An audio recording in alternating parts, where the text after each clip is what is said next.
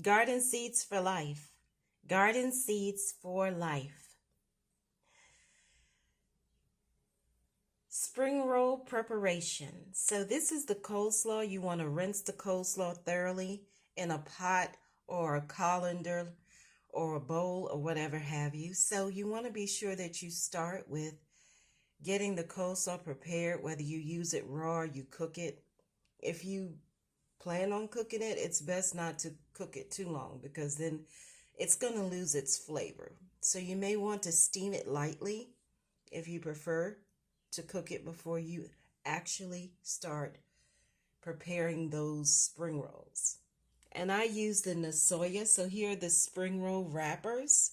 I'm showing them to you open so you can see exactly what they look like. And the best gloves to use are the loose fitting gloves. You can see them here. They're clear. They're loose. They're not like the cleaning gloves that are usually latex or vinyl or made out of some other type of material.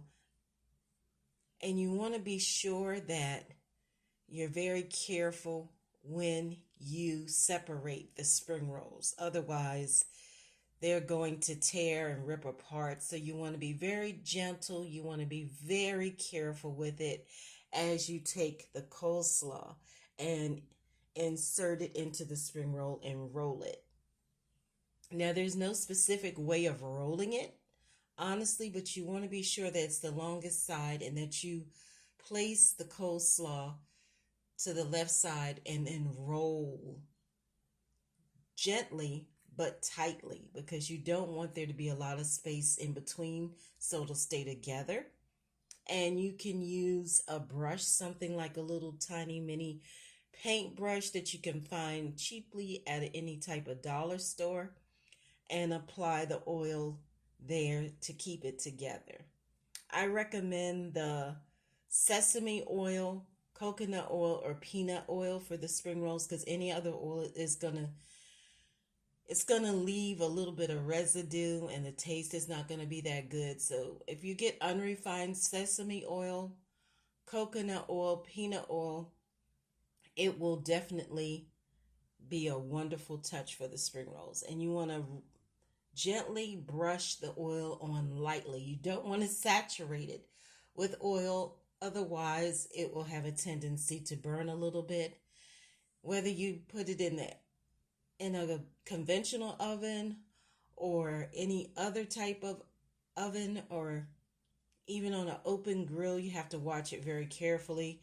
You have to be sure that the temperature, if it's a conventional oven, is no more than 300 degrees, because otherwise it will cook too quickly and it will be too brown and crunchy on one side. You want to be sure to check it after a few minutes or so and turn it over one time. You want to make sure that you turn them at least one time. Turn the spring rolls once, so then that way they can brown evenly on both sides.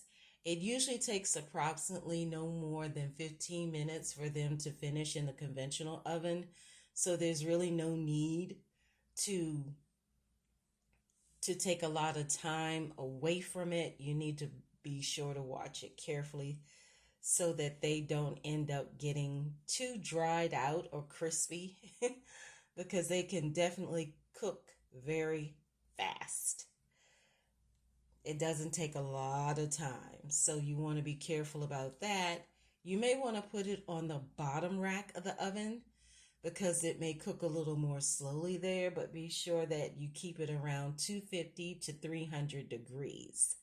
Okay, so anyway, I'm going to come back later and show you the finished product of this spring roll so you can see exactly what they should look like. So you may want to try this at home.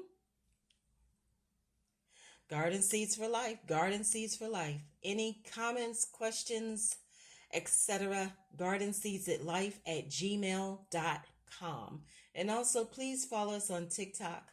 We are also on TikTok, always giving free tips to you for the Garden Seeds for Life.